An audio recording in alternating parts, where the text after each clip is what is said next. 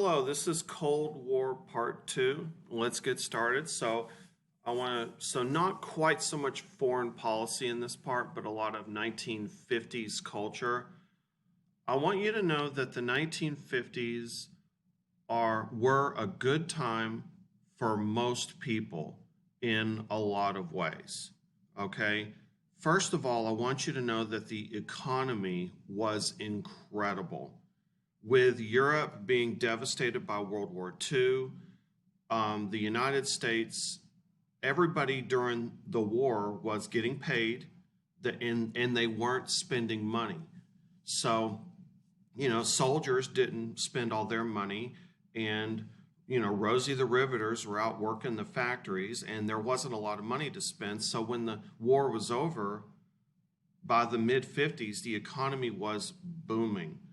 And so, it was a lot of ways, a lot like the 1920s. It was just roaring.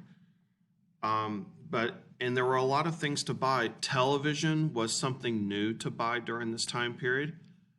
This was, I believe the date on this picture is like 49, 48. I mean, look at the size of the TV. I mean, we've seen cell phones bigger than that.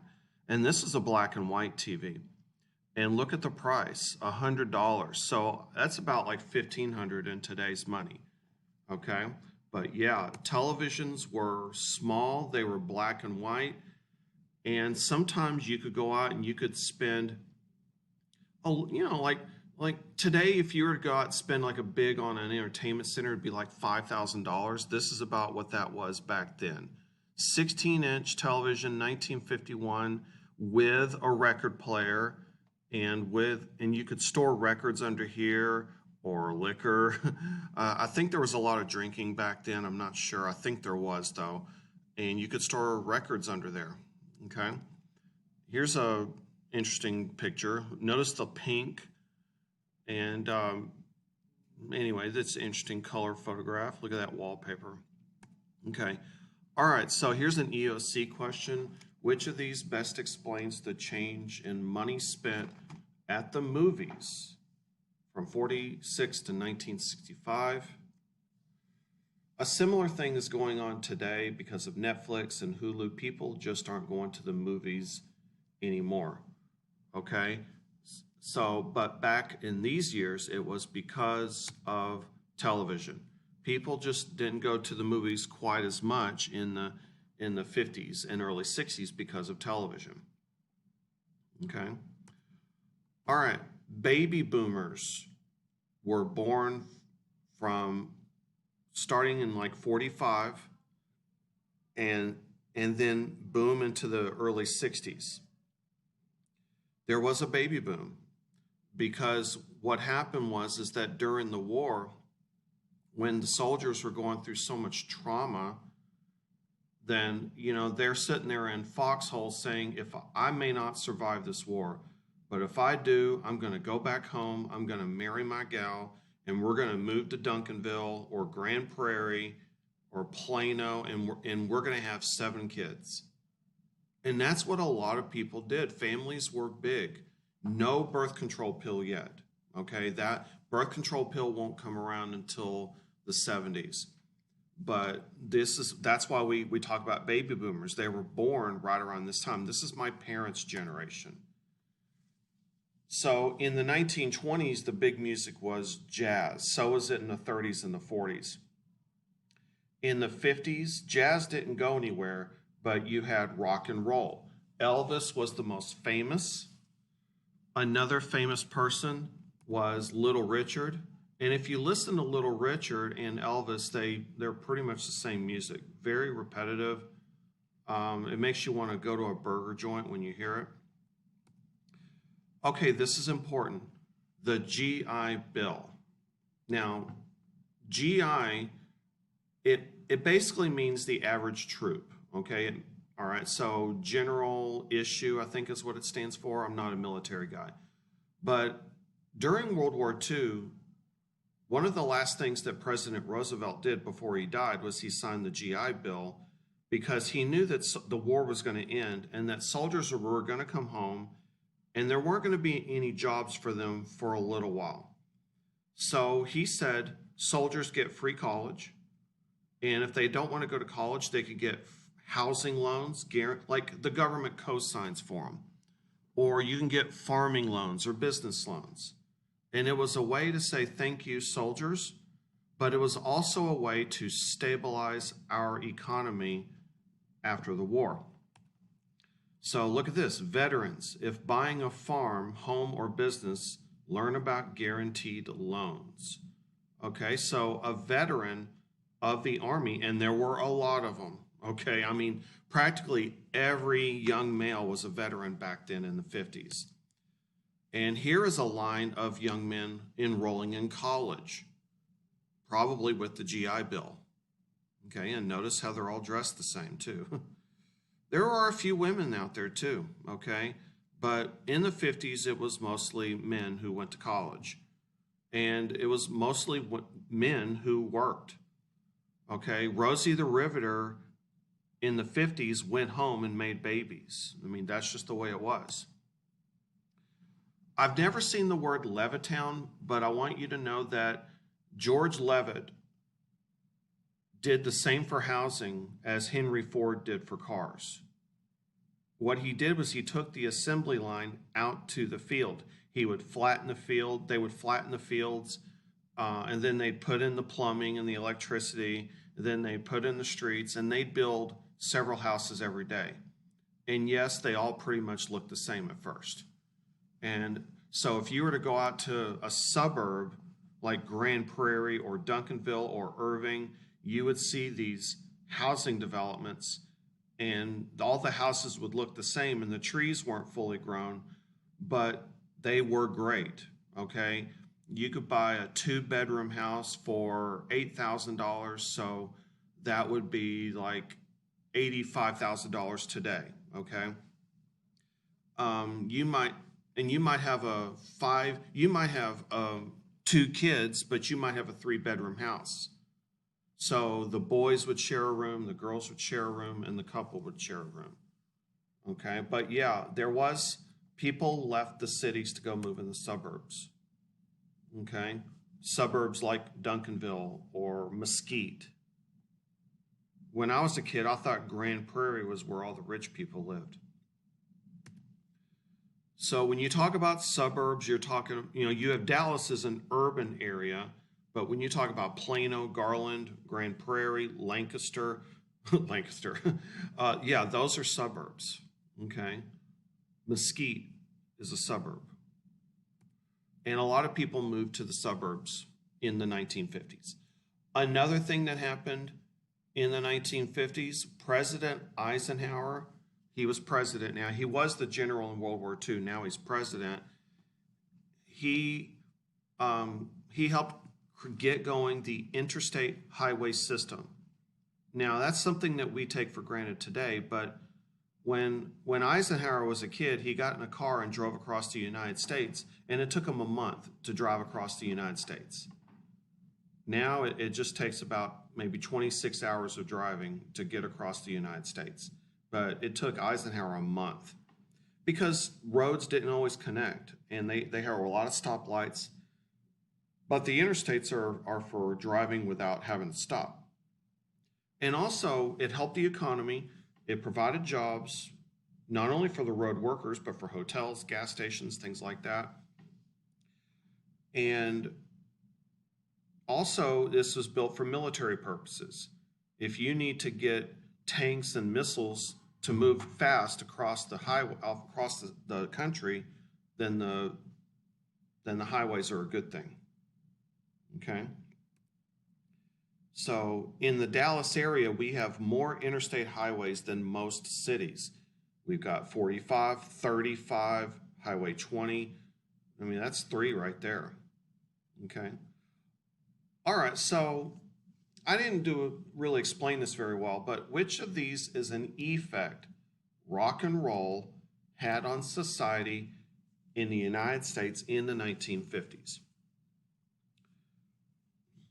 Honestly, I mean, there's always the older generation that says, that's the devil's music. What do y'all listen to that crap? Why can't y'all listen to jazz like normal people? That's what the older people say. And then in the 20s, when they were trying to listen to jazz, the old folks were like, how come you don't listen to ragtime? You know? So the answer is B. The answer is B. The program being promoted by this poster was created to do what? Okay, a lot of students miss this question, but notice it says veterans. Okay? So this isn't about recruiting. This is about helping veterans after the war. So really, it's like the GI Bill. So you see the word schooling here, but that doesn't mean that's the answer. We're not talking about proper schooling for Army officers.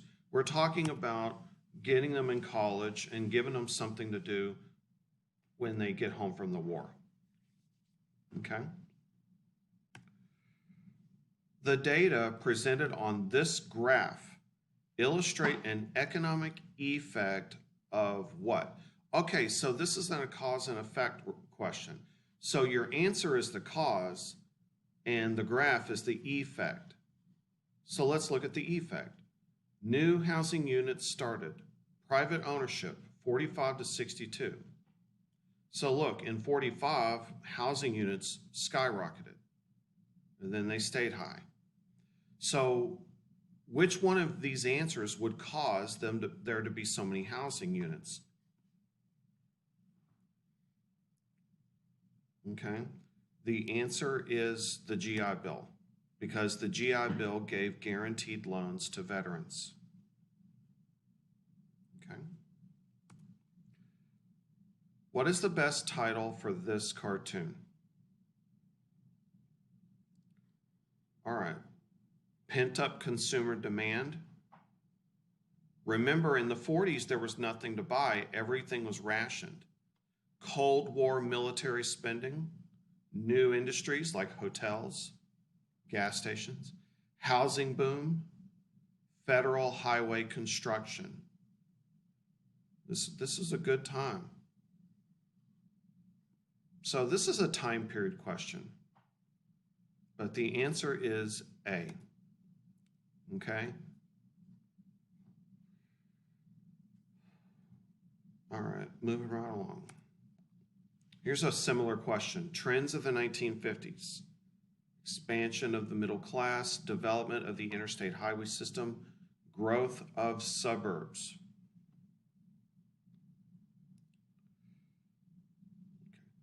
The answer is D. Now, if you pick B, that's going to happen in the 1960s. And the Department of HUD, but that's not going to have anything to do with the highway system.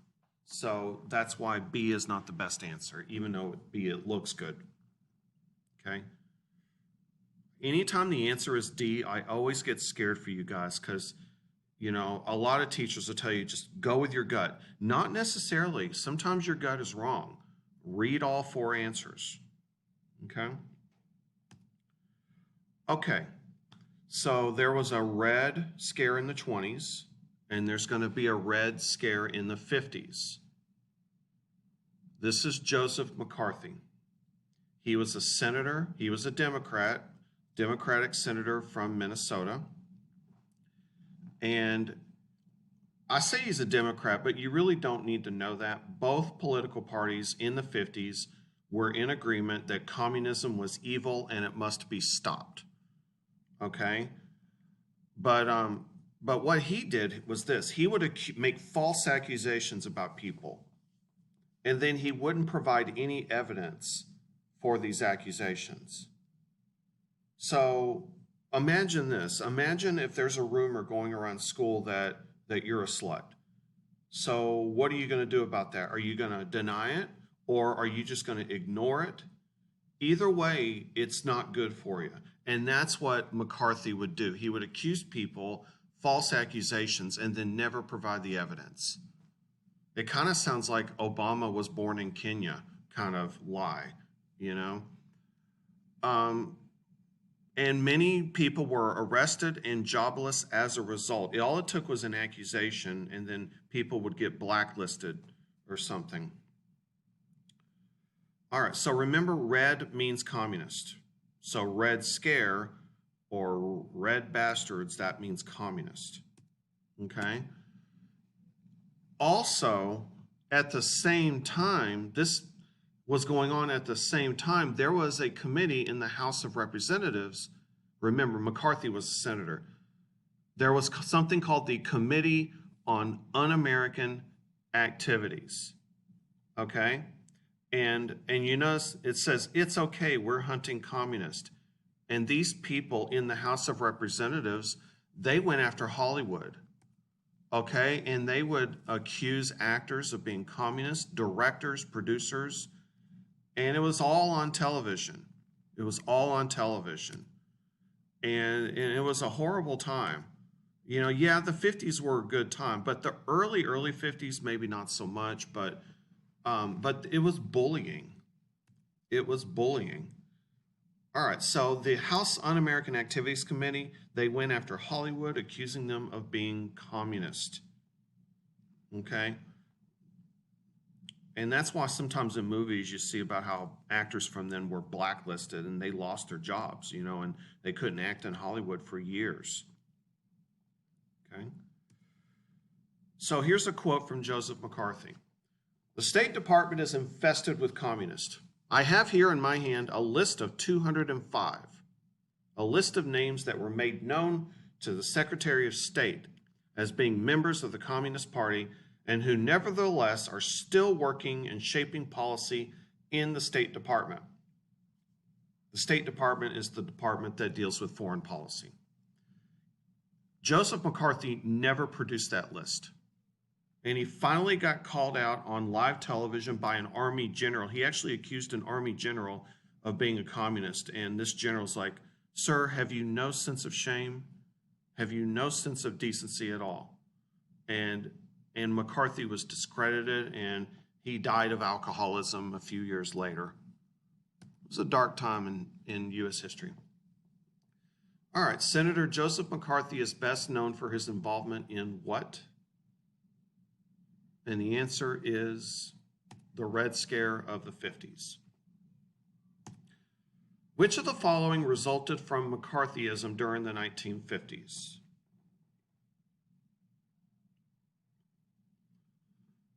The answer is B. Not A. Just because you see the word communist doesn't mean that's the answer. Okay? All right. So, read it. The 1943 Hollywood movie Song of Russia was produced with the encouragement of the Office of War Information. At the time the movie was made, 43, the United States and the Soviet Union were allies in the fight against Nazi Germany. The movie tells the story of an American conductor who falls in love with a Russian pianist just before World War II. Together, they spend time in an idealized version of the Soviet Union. When the Nazis invade, they join Soviet villagers in the resistance. Okay, so they made this pro-Soviet movie during World War II when we were allies. Which group later investigated the political ideology and actions of many people associated with this film? And they would put these directors and producers on television, live television. And it's like, are you now or have you ever been a member of the Communist Party? You know, and they would just harass them. And the answer is C.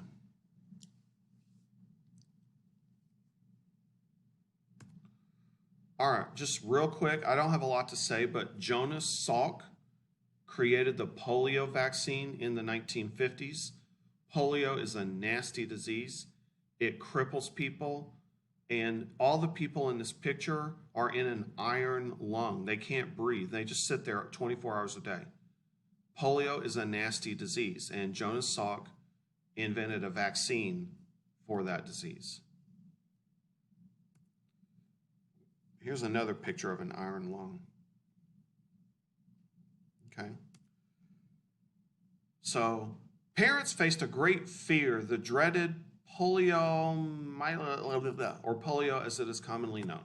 The disease had killed more than 1,300 Americans and crippled more than 18,000 more in the year 1954 alone. On April 12, 1955, America received the much welcome news that Dr. Jonas Salk had, and the answer is, hit pause if you need to, developed a vaccine. Okay? All right, so culture-wise, I haven't seen them on the EOC yet, but you understand, you got hippies of the 1960s, and you've got hipsters of the day. Well, in the 1950s, these guys, they were trying to rebel against society, and looking at them, I just roll my eyes like, oh my God, we have people just like this today. Look how cool they thought they were, playing bongos and walking around with their shirts open and, wearing berets. A lot of them like to wear berets. They loved jazz music and they loved poetry. And they like to wear a lot of striped shirts. They love the poetry. So the beatniks or the beats were a counterculture movement. Other counterculture movements include the Flappers. That was a counterculture movement. The beatniks of the 50s and the hippies of the 60s. These are all counterculture movements, meaning there's always a group of young people who go against mainstream culture, listening to music that their parents don't like, which is really hard for you guys, because I went into my daughter's room the other day and I said, turn that bass up. In the 80s you had punks, you've got goths, and today you got hipsters and things like that. Counterculture movements. All right, I haven't seen this on the EOC. You got NATO is our military alliance. They are for kicking butt. If you attack one of us, you attack all of us. Okay, it was formed to go against the Warsaw Pact of the Soviet Union, but the United Nations replaced the League of Nations, and the goal of the UN is to prevent war. While the UN has prevented major nuclear war, or at least it's tried, it hasn't done a very good job of preventing smaller wars. For example, the UN actually kind of started the Korean War. In a way, the UN has been just an arm of the United States foreign policy, really. Okay, they even meet in New York, okay, in San Francisco.